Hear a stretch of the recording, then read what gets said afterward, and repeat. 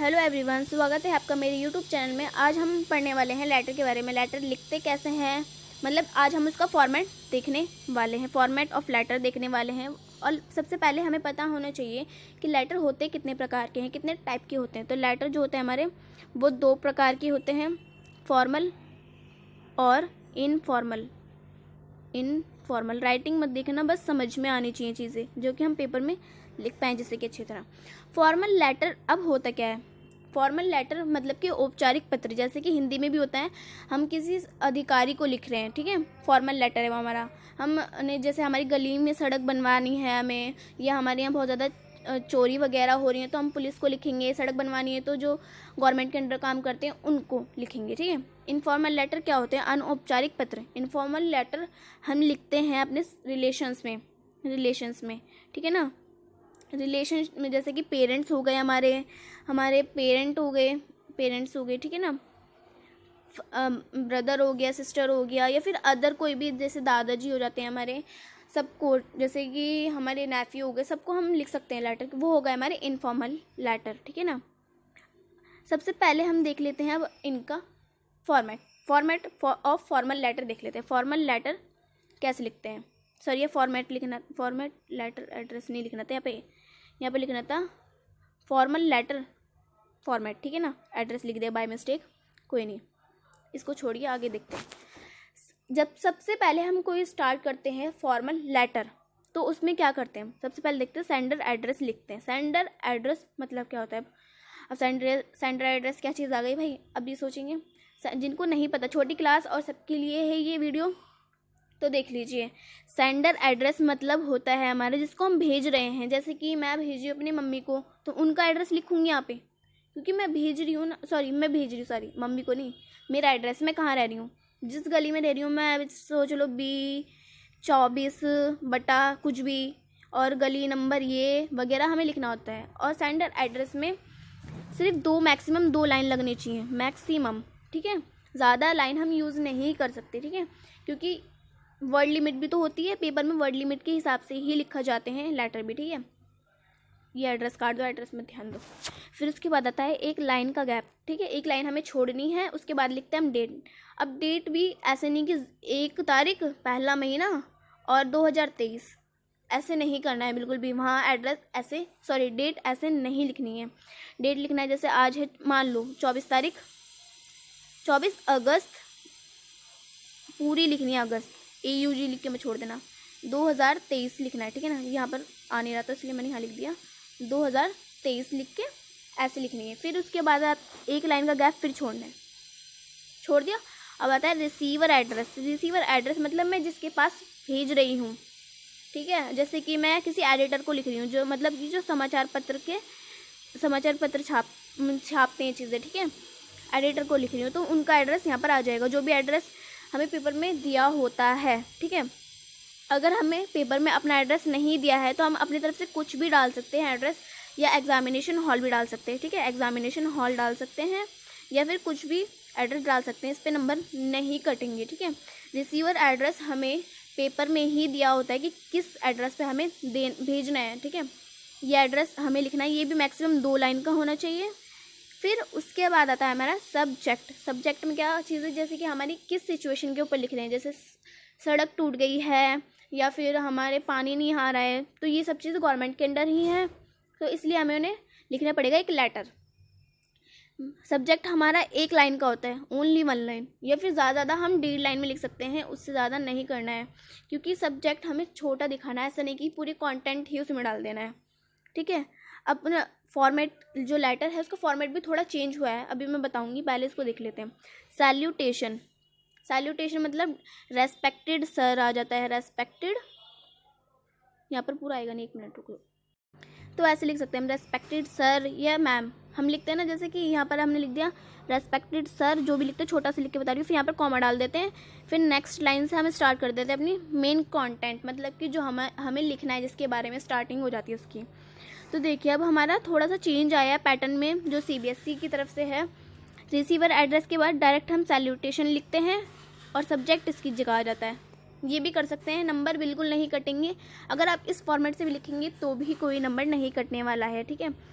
चलिए तो अब आ जाते हैं ऐसे कॉमा डालने के बाद हम स्टार्ट कर देते हैं अपना लेटर। फर्स्ट पैराग्राफ स्टार्टिंग लिखते हैं, जैसे आई होप, जैसे हमने किसी ये फॉर्मल लेटर है तो हम लिखेंगे I hope concern authorities will look, sorry एक minute, through the columns of your esteemed newspaper. जैसे हमने एडिटर को लिखा तो ये भी एक फॉर्मल लेटर है, तो हम क्या कहेंगे उनसे, through the columns of your esteemed newspaper I would like to draw the attention of concern authorities. मतलब कि जो अथॉरिटीज़ हैं उनका मैं अपना मतलब जो ध्यान है आकर्षित कराना चाहता हूँ किस चीज़ के बारे में, टूवर्ड्स द, फिर हम अब टूवर्ड्स द लिख के टूवर्ड्स द, उसके बाद हम अपना मेन जो कंटेंट होगा, बॉडी होगी जिसके बारे में हमें लिखना है वो स्टार्ट कर देंगे, जो कि फिर सेकंड पैराग्राफ में हमें किस बारे में मतलब हम चीज़ें कर रहे हैं वही चीज़ें लिखनी होती हैं। ये हद से 3 लाइन का, ठीक है।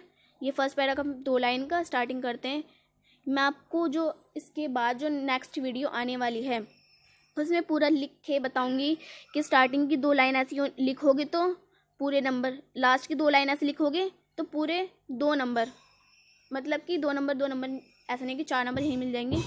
कहना मतलब है 1 नंबर यहाँ कहीं नहीं जाएगा, 1 नंबर यहाँ का कहीं नहीं जाएगा। अगर आपको फॉर्मेट भी आता है, पेपर में आपको लिखना नहीं आता मेन बॉडी, जो मैं लाइनें बताने वाली हूँ आपको इसके बाद जो नेक्स्ट वीडियो आएगी उसमें पॉइंट्स बताऊँगी, अगर आप उसको भी लिख के आओगे मैं कह रही हूँ गारंटी से 3 नंबर आपके कोई नहीं काट सकता, कोई भी नहीं काटेगा, क्योंकि आपने बॉडी ही तो नहीं लिखी, आपने फॉर्मेट तो लिख दिया, ठीक है ना। थोड़ा बहुत अगर मेन बॉडी में भी लिखा होगा तो 4 नंबर यूँ ही मिल जाएंगे, लेकिन सही होनी चाहिए चीज़ें। चलिए तो आगे देख लेते हैं मेन बॉडी हमारी क्या प्रॉब्लम है, रीज़न नहीं प्रॉब्लम हमारी क्या चीज़ है जिसके बारे में हम लिख रहे हैं, ठीक है। प्रॉब्लम लिख के फिर उसके बाद थर्ड पैराग्राफ में लिखते हैं हम एंडिंग विद होप, या फिर रिक्वेस्ट करें I hope concerned authorities will look and take some मतलब सम जो मेजर्स हैं वो लें, ठीक है ना। तो हमें उनसे हम रिक्वेस्ट कर रहे हैं ना, आई होप का मतलब मैं आशा जता रही हूँ कि जो कंसर्न अथॉरिटीज़ हैं वो कुछ स्टेप्स लें, मेरी जो मैं अपनी दुविधा बता रही हूँ, ठीक है ना, ठीक है, दुविधा के बारे में। लास्ट में इसके बाद आता है हमारा थैंकिंग यू रिगार्ड्स, रिगार्ड्स मतलब जिसकी तरफ से लिखा जा रहा है, रिगार्ड्स ABC नहीं लिखना तो लिख दीजिए thanking you your faithfully, your faith, एक मिनट, फेथफुली के पहले योर आएगा, उसके बाद फेथफुली आएगा, फिर फेथफुली के बाद जो नेम है वो लिख दीजिए। वैसे पेपर में नाम नहीं लिखना होता, कभी भी ABC आप लिख के आओगे आपके पूरे नंबर मिलेंगे, नाम पेपर में नहीं लिखना, नेवर, ठीक है। तो ये हमारा है फॉर्मल लेटर, ठीक है। एड्रेस पे ध्यान मत देना, ये बार बार मैं बता रही हूँ, ठीक है, ये गलती से लिख गया था। तो ये है हमारा पूरा फॉर्मेट, जिसके अगर आप फॉर्मेट के हमें आराम से 3 देखो यहाँ पर हमें 1 नंबर मिल जाता है पूरा, 1 यहाँ तो 1 यहाँ लास्ट का जो हम लिख देते हैं। मेन बॉडी के 2 नंबर होते हैं, उसमें अगर आपने ऊपर की ही ये अच्छी स्टार्टिंग कर दी तो टीचर खुश, थोड़ा सा अगर यहाँ पर कोई मिस्टेक भी हो गई ना, लास्ट की एंडिंग कर दी बढ़िया सी, तो टीचर और खुश, तो 5 के 5 नंबर मिल जाएंगे, ठीक है।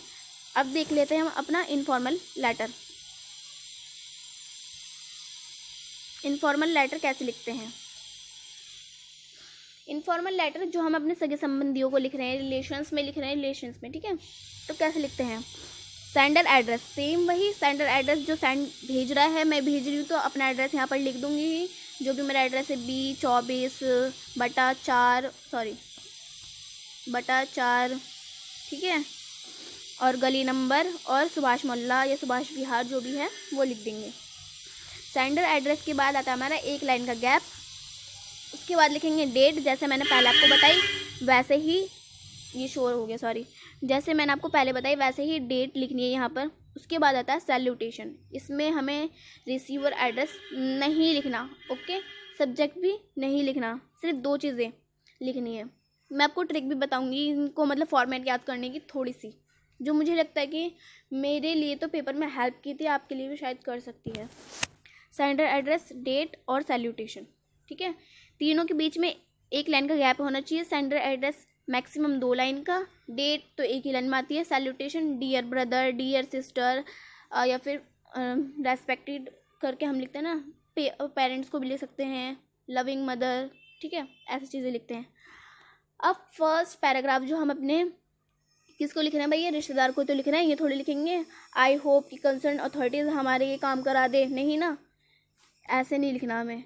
तो हम इसमें क्या करेंगे, हम इसमें फर्स्ट पैराग्राफ स्टार्ट करेंगे विद उनकी हेल्थ के बारे में पूछते हुए, जैसे कि अबाउट वेलबिंग हेल्थ, मतलब उसकी आई होप सब अच्छे हों, मतलब सब अच्छे हों हमारे घर में, और उसके बाद मतलब कि मुझे आशा है कि आप सब ठीक होंगे। हम लिखते हैं ना हिंदी में, उसी चीज़ को बस इंग्लिश में कन्वर्ट करना होता है, जिसके लिए टेंसेस आने बहुत इंपॉर्टेंट है, ठीक है। तो अबाउट वेलबिंग हेल्थ, उनकी हेल्थ पूछेंगे हम कि घर में सब होंगे। फिर सेकंड पैराग्राफ में हम रीज़न लिखेंगे, हमने क्यों लिखा है भैया। अब यही पूछते रहोगे कि भैया ये आप सब ठीक हो, आशा है मैं भी यहाँ ठीक हूँ, ये थोड़ी लिखते रहोगे पूरे उसमें जो आपने लेटर लिखा है उसमें ये भी तो लिखोगे क्यों लिखा है।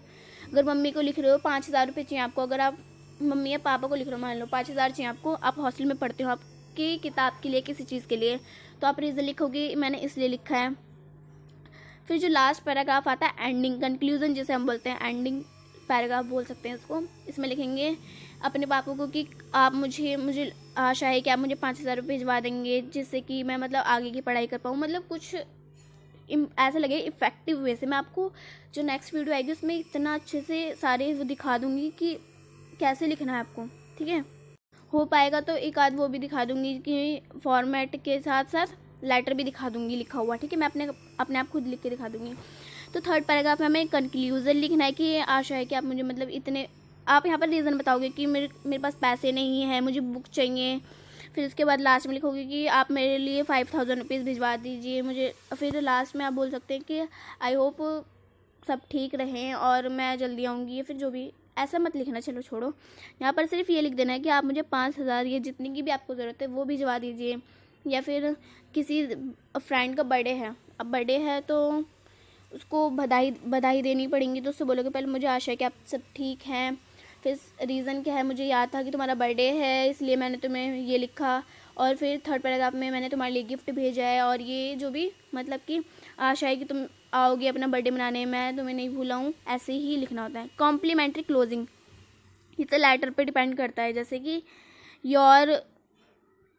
Your sister, your loving friend, your best friend, वो यहाँ पर आता है कॉम्प्लीमेंट्री क्लोजिंग में। फिर उसके बाद अपना, जैसे कि हमने लिख दिया योर बेस्ट फ्रेंड, योर, एक सेकेंड कहाँ चला गया, एक मिनट बस, योर बेस्ट फ्रेंड लिख के, फ्रेंड ये जो लाइन है यहाँ पर अपना नाम लिख देना, जैसे कि ABC जो भी आपको लिखना है वो लिख देना। फिर मैं बता रही हूँ कि कभी भी एग्जामिनेशन हॉल में या कभी भी अपनी कॉपी में कोई लेटर लिखना है तो उसमें अपना नाम नहीं डालना है। जो कई बार लेटर में हमें नाम दिया होता है तो वही नाम यहाँ पर डालना है, ऐसा नहीं कि नाम दे दिया उन्होंने लेटर में और तुमने कुछ और डाल दिया, तो इसका भी मार्क्स कटेंगे, ठीक है। आई होप कि आपको सबको मेरे जो लेटर मैंने बताए हैं दोनों ही समझ में आ गए होंगे, इनका फॉर्मेट।